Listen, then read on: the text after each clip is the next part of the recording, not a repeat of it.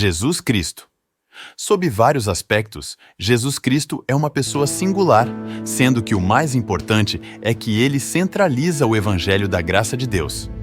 Ele mudou a face da história, pois através dele a eternidade invadiu o tempo.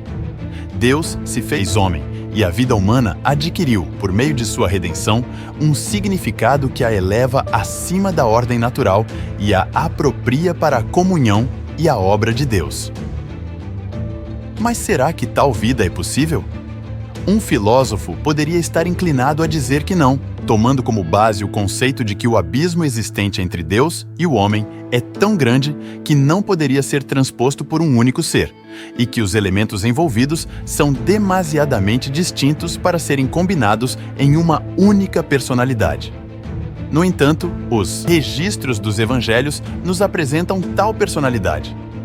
Temos a opção de escolher entre a suposição de um milagre literário fundamentado na imaginação ou aceitar um milagre histórico baseado na soberana obra do Deus Supremo, adequadamente comprovada por competentes testemunhos. Um historiador poderia sentir-se impossibilitado de dispensar Jesus Cristo como uma figura não histórica em vista do substancial caráter de todas as provas. Entretanto, ele se reconhece apreensivo perante a realidade de muitos elementos históricos presentes em nossas fontes. Afinal de contas, os primeiros evangelhos surgiram cerca de 30 anos depois dos últimos eventos que lá estão relatados. Embora exista esse intervalo, ele não está totalmente vazio. Um grande número de recordações de Jesus de Nazaré permaneceu em centenas de vidas, e essas recordações foram mantidas vivas através de frequentes reminiscências estimuladas pela meditação e por sua proclamação. Embora o Senhor Jesus nada tenha deixado escrito para a posteridade, ele transmitiu para os mais próximos seguidores a certeza de que o Espírito de Deus teria uma participação especial em seu ministério de levar às mentes desses homens a lembrança das coisas que ele havia dito. João, capítulo 14, versículo 26.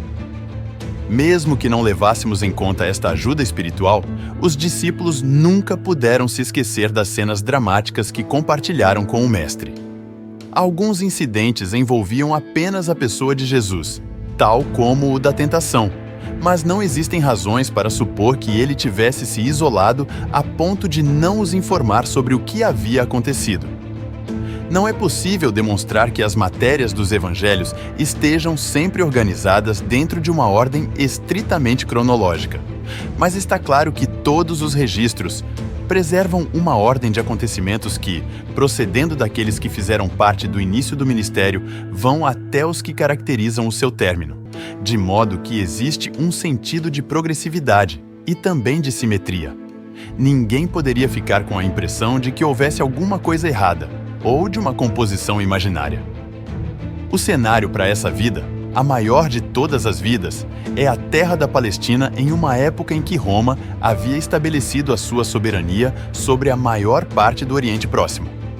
Funcionários do governo, militares e coletores de impostos exibiam a realidade constante e desagradável de que Israel não era uma nação livre. A inquietação, principalmente entre os zelotes, estava gradualmente se avolumando em direção a uma visível revolta. Em uma tal atmosfera, não seria fácil desempenhar um ministério fundamentado em considerações espirituais. Os ensinos e as alegações pessoais de Jesus podiam ser facilmente mal interpretados. Qualquer assertiva pessoal sobre direitos reais estaria sujeita a ser distorcida por alguns como uma tentativa de assumir algum poder temporal. Qualquer comentário sobre liberdade seria imediatamente isolado de seu contexto de escravidão ao pecado e aplicado à situação política reinante. Foi somente com grande dificuldade que os 12 apóstolos foram afastados dessas noções, e na época em que esse ajuste havia sido concluído, Atos capítulo 1, Jesus estava prestes a partir desse mundo.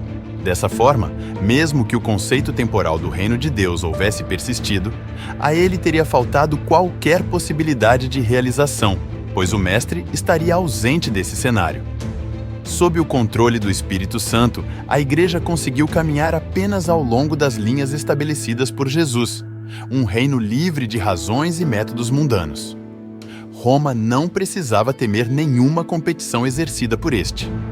Embora Jesus tenha passado os seus dias na terra sob a égide da águia romana, a sua vida era muito mais influenciada pela herança judaica.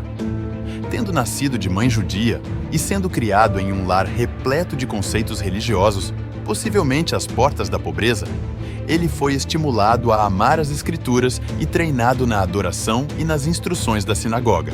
Ele aprofundou sua mente na história e nas tradições de seu povo. A facilidade com que podia mencionar as Escrituras, assim como a fidelidade de suas referências, serve para atestar um prolongado e cuidadoso estudo. O desenvolvimento de sua infância, ao longo dessa linha, ficou oculto para nós. Mas o que ficou bastante claro é que ele procurou a palavra não só como alimento espiritual, mas também para encontrar as indicações necessárias à sua própria missão. Lucas capítulo 4, versículo 18 e 19, capítulo 22 até o capítulo 37, capítulo 24, versículo 44 até o 47. Desprovido de um treinamento rabínico formal, ele foi capaz de determinar as necessidades espirituais de sua nação de maneira independente e indicar os diferentes caminhos pelos quais os líderes haviam desviado o seu povo. Todo este raciocínio retrata a humanidade do Senhor Jesus Cristo. Porém, não podemos nos esquecer de que ele era simultaneamente Deus e que estava consciente disto o tempo todo. Essa habilidade de pertencer ao judaísmo e ao mesmo tempo de se colocar contra ele está refletida em uma certa dualidade que permanece constante no ministério de Jesus, principalmente quando se trata da lealdade a Israel. João capítulo 4, versículo 22, Mateus capítulo 10, versículo 6, capítulo 15, versículo 24, da admiração pela fé daqueles que estavam afastados da nação da aliança divina. Mateus capítulo 8, versículo 10, da compaixão pelos seus compatriotas. Mateus capítulo 23, versículo 37, e de uma direta previsão de que outros iriam assumir a herança de Israel. Mateus capítulo 8, versículo 11 e 12. De diferentes maneiras, Jesus, o judeu, era o menos judeu dos homens. Ele era, na verdade, um homem universal. Talvez isso representasse exatamente parte daquilo que ele procurava transmitir ao se intitular Filho do Homem. Na verdade, ele era filho de Davi e Abraão. Mateus capítulo 1, versículo 1, mas também era filho de Adão. Lucas capítulo 3, versículo 38. Não haveria nada de surpreendente nisso, pois ele veio para cumprir a promessa e também assegurar que os gentios também poderiam ser capazes de glorificar a Deus pela sua misericórdia. Romanos capítulo 15, versículo 8 e 9. Nascimento e infância. Herodes o Grande ainda reinava quando Jesus nasceu. Mateus capítulo 2, versículo 1. Sua ciumenta apreensão fazia com que os judeus ficassem temerosos de mostrar grande entusiasmo pela anunciada chegada de seu prometido rei. No entanto, a resposta dos pastores, Lucas capítulo 2, versículo 8 até o 18, pressagiava uma majestosa recepção de caráter divino por parte das pessoas comuns, embora os magos constituíssem as primícias dos gentios. As circunstâncias que cercavam a concepção de Jesus podiam levantar entre os incrédulos judeus rumores desagradáveis no sentido de que ele seria um filho ilegítimo. Lendas judaicas medievais desenvolveram muito essa ideia. O relato feito por Mateus sobre a natividade parece destinado a responder a muitas dessas interpretações errôneas e trata desse assunto particularmente do ponto de vista de José, enquanto o relato de Lucas, provavelmente contado pela própria Maria, apresenta a maneira especial pela qual o Senhor a tratou. Podem ter sido feitas insinuações ocasionais contra Jesus durante sua vida. João capítulo 8, versículo 41. O relato da natividade deu à Igreja tudo o que ela precisava conhecer sobre esse assunto. Embora a doutrina da virgindade também tenha encontrado seu lugar no Credo dos Apóstolos, não fazia parte das pregações apostólicas na medida em que foi revelada pelos registros. Poucas informações chegam até nós a respeito da infância de Jesus, E esse fato realça a verdade de que os evangelhos não tinham a intenção de ser biografias no verdadeiro sentido dessa palavra. Embora forneça algumas matérias sobre a vida de Cristo, eles não foram escritos sob um ponto de vista biográfico, mas tiveram a finalidade de fornecer informações que pudessem levar a um melhor entendimento da própria mensagem dos evangelhos. O silêncio relativo a esse período da vida de Jesus é atenuado pelo relato da visita que ele fez ao templo quando tinha 12 anos de idade. Lucas capítulo 2, versículo 40 até o 52. Em suas discussões sobre as Escrituras, o jovem Jesus aparece como um ouvinte da palavra e em sua contínua obediência para com os seus pais, no lar de Nazaré, ele é visto como aquele que as cumpria. Preparação para o ministério. Segundo a providência de Deus, João Batista era um arauto que preparou o caminho para Jesus. João Batista, plenamente consciente do impacto que Jesus estava tendo sobre Israel, proclamou publicamente que alguém maior havia chegado, alguém que seria ao mesmo tempo o Salvador. João capítulo 1, versículo 29, e o juiz, Mateus capítulo 3, versículo 12.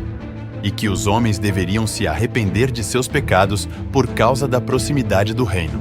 Mateus capítulo 3, versículo 2. Anúncios semelhantes foram feitos pelo próprio Senhor Jesus. Embora ambos fossem muito diferentes em hábitos e aparência, eles eram muito semelhantes ao contar com um grande número de seguidores e criar opositores nos principais círculos do judaísmo, uma oposição que não se contentou apenas em tirar as suas vidas. Mateus, capítulo 17, versículo 12. O batismo de Jesus, pelas mãos de João, marcou o abandono da vida de isolamento em Nazaré e a assunção de seu papel como o servo de Yahvé.